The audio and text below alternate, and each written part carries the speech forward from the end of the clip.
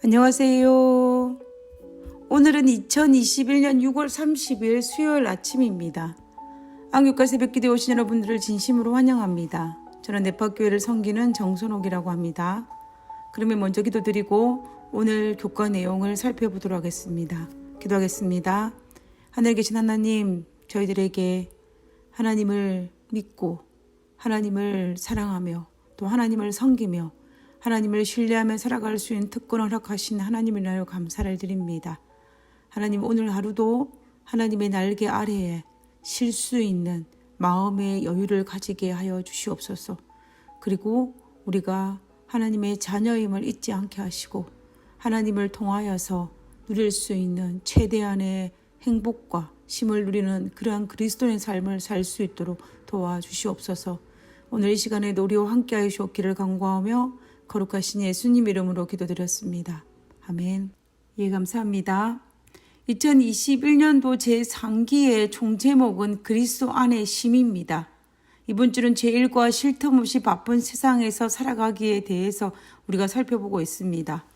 하나님께서는 지치고 피곤한 인생을 살아가는 우리들에게 육신적으로 그리고 영적으로 재충전할 수 있도록 제7일 제도를 통하여서 안식일을 쉬었고 그 일을 통하여서 모든 것을 멈추고 하나님 안에 쉬라고 명령하셨습니다. 그러나 우리가 현대사회를 살아가면서 육신적으로 영적으로 제대로 충전하지 못하여 탈진하고 낙담과 절망에 빠져 허우적거릴 때가 있습니다. 그때 하나님께서는 우리를 찾아오시어 우리에게 새로운 희망과 사명과 용기와 희망을 준다는 것을 우리가 살펴보았습니다. 그리고 화요일 소지에서는 구약에서 사용되어진 여러 가지 쉼에 대한 단어를 살펴보면서 그 의미에 대해서 알아보았습니다. 오늘은 신약에 나타난 쉼이라는 단어를 찾아보면서 그 쉼에 대한 의미를 한번 생각해 보고자 합니다. 첫 번째 찾아보고자 하는 쉼을 나타내는 단어는 쉬다, 긴장을 풀다, 재충전하다라는 뜻을 가진 아나파우어입니다. 신약에서 자주 발견되는 이 쉼을 나타내는 동사가 바로 아나파우어인데요. 이것은 우리가 너무나 잘 알고 있는 성경절 마태복음 11장 28절에 수고하고 무거운 짐진 자들아 다 내게로 오라 내가 너희를 쉬게 하리라 에서 사용되어진 쉬게 하리라의 그 쉼이 바로 아나파우어라는 단어입니다. 그리고 이 단어가 다른 곳에 사용되어진 것이 있었는데요. 그것은 예수님께서 십자가에 달리기 전날 밤 겟세마네 동산에서 마지막으로 기도드릴 때에 하나님께서 제자들에게 나를 위해서 기도해 달라고 요청했던 사실을 기억하실 것입니다. 그러나 제자들은 그 요청을 받았음에도 불구하고 육신적인 피곤함을 이기지 못하여서 계속 잠들었던 사건을 기억하실 것입니다. 자고 있는 제자들을 찾아와서 예수님께서 나를 위해서 기도해 달라고 여러 번 요청하셨습니다. 그러나 매번 제자들은 자신의 피곤함을 참지 못하고 잠들었습니다. 마지막으로 예수님께서 피곤함을 참지 못하고 잠든 제자들을 찾아와 하신 말씀이 마태복음 26장 45절입니다. 이에 제자들에게 와서 이르되 이제는 자고 쉬어라. 때가 가까이 왔으니 인자가 죄인의 손에 팔려가느니라 라고 하였습니다. 이때에 자고 쉬어라 라는 이 단어가 바로 아나파우어라는 단어입니다. 그러므로 우리는 여기에서 쉼은 바삐 돌아가는 인생사 속에서 삶에 찌들린 모든 영육간의 버거운 짐으로 힘들어할 그때에 육신의 피곤함으로 버거워할 그때에 쉬는 쉼을 의미하는 것을 우리가 알 수가 있습니다. 하나님께서는 우리가 인생을 살아갈 때에 우리가 지기 힘든 그 짐을 대신하여 지시기 위해서 우리를 초청하여 와서 쉬라고 하시는 것입니다. 그리고 그 쉼을 통하여서 새로운 힘을 얻게 하시기 위해서 하나님은 우리를 초청하신 것입니다. 그 쉼이 바로 아나파우어입니다. 오늘도 하나님께서는 우리를 향하여 아나파우어, 인생의 버거운 짐들로 인하여 힘들어한 우리를 향하여 우리에게 와서 새로운 힘을 얻기 위해서 하나님 안에서 쉬라고 초청하고 계신 것을 알 수가 있습니다. 그리고 두 번째 살펴보기를 원하는 심은 헤시카조입니다. 성경에서 이 단어는 예수님께서 십자가에 달려 돌아가신 후에 예수님의 시체를 요셉의 무덤에 둔 것을 보고 제자들과 여인들이 돌아가서 안식일의 계명을 쫓아 시드라에 사용되는 단어입니다. 그리고 이 동일한 이 헤시카조라는 단어가 데살로니가전서 4장 11절에 또 너희에게 명한 것 같이 종용하여 자기 일을 하고 너희 손으로 일하기를 힘쓰라. 여기에서 종용하여 자기 일을 하고에서처럼 자기 자신을 드러내지 않고 조용한 삶을 사는 것을 묘사할 때에도 이 단어 헤시카조를 사용한 것을 알 수가 있습니다. 그리고 사도행전 11장 18절에 베드로가 설교를 하였습니다. 이 베드로의 설교를 듣고 난 다음에 사람들이 반응을 할 때 사용한 단어가 바로 헤시카조입니다. 히브리서 11장 18절에 저희가 이 말을 듣고 잠잠하여 하나님께 영광을 돌려 가로되, 잠잠하여입니다. 즉 누군가가 어떤 의견에 반대하지 않음으로 침묵하는 것을 나타낼 때 사용되는 단어가 바로 이 헤시카조인 것을 볼 수가 있습니다. 그러므로 우리는 이 헤시카조의 의미가 하나님의 음성을 듣는 것을 의미합니다. 하나님께서 말씀하시는 것을 믿고 조용히 쉬면서 하나님의 음성을 듣기 위해 자신의 소리를 낮추는 것입니다. 내 생각보다 하나님의 의견을 존중함으로 내 안에 흐르는 편안함을 유지하는 쉼을 의미하는 것입니다. 예를 들어서 어떤 중요한 프로젝트를 할 때 무엇인가를 계획하고 추진하고 책임지는 리더자의 심과 그리고 그 리더자의 명령에 따라 일을 하기만 하는 자의 심은 분명히 다를 것입니다. 분명 이 두 사람은 동일한 시간에 동일한 장소에서 쉬고 있다 할지라도 분명히 심의 농도는 다른 것입니다. 우리는 우리 하나님께서 우리의 인생을, 우리의 삶을 가장 영광스러운 곳으로 인도하시기 위해서 애쓰고 계신다는 사실을 믿고 그리고 우리를 위해서 가장 좋은 것을 주시기 위해 하시는 분이라는 사실을 믿고 우리는 그분의 명령에 따라서 편안한 쉼을 쉬면 되는 것입니다. 이러한 쉼을 헤시카조입니다. 우리가 하나님 안에서 이런 헤시카조의 쉼을 쉰다면 우리의 삶은 훨씬 가벼운 삶을 살게 될 것입니다.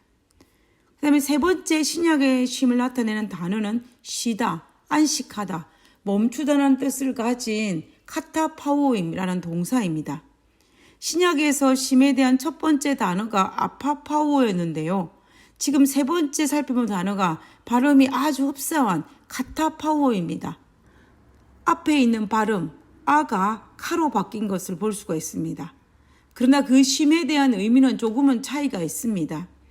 카타파오의 쉼을 나타내는 단어는 우리가 구약 창세기 2장 2절과 3절에서 하나님께서 창조의 사역을 마치고 쉬시는 것을 의미했던 이 샤베트라는 히브리의 동사를 헬라어로 바꾼 단어입니다.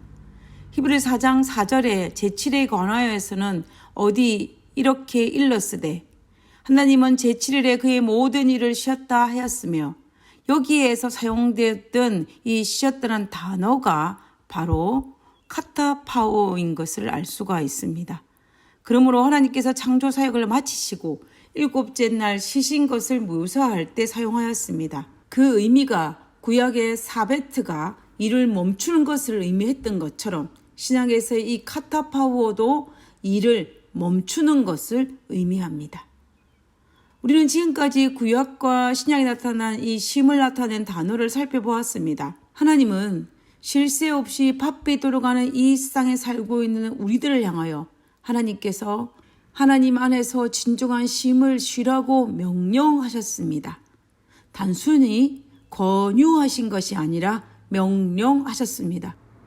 마가복음 6장에 보면 전도 여행에서 막 돌아온 제자들이 그 결과에 대해서 보고하기 위해서 흥분한 마음으로 쉬는 것도 잊어버리고 열정을 나타내는 제자들의 모습을 볼 수가 있습니다. 그때에 예수님께서는 제자들에게 명령하셨습니다. 마가복음 6장 31절에 이르되 너희는 따로 한적한 곳에 가서 잠깐 쉬어라 하시니 이 말씀은 명령이었습니다. 제자들은 어쩌면 자신들이 경험한 전도 여행의 성공적인 이야기와 실패 이야기를 예수님께 들려드리기를 원하였을 것이고 서로 나누기를 원하였을지도 모르겠습니다. 하지만 예수님께서는 그 모든 것을 멈추게 하시고 먼저 그들을 쉬라고 부르셨습니다. 마가는 이때의 상황을 더 자세히 설명하고 있습니다. 마가복음 6장 31절 후반부에 보면은 이는 오고 가는 사람이 많아 음식 먹을 겨를도 없음이라 라고 기록하고 있습니다.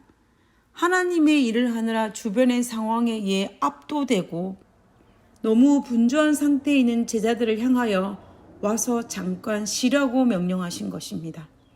하나님께서는 우리의 육체적 정서적 편안함을 위해 아무리 좋은 일이라 할지라도 그것이 비록 하나님의 일이라 할지라도 그 일에서 잠시 벗어나 쉬라고 명령하신 것을 우리는 볼 수가 있습니다.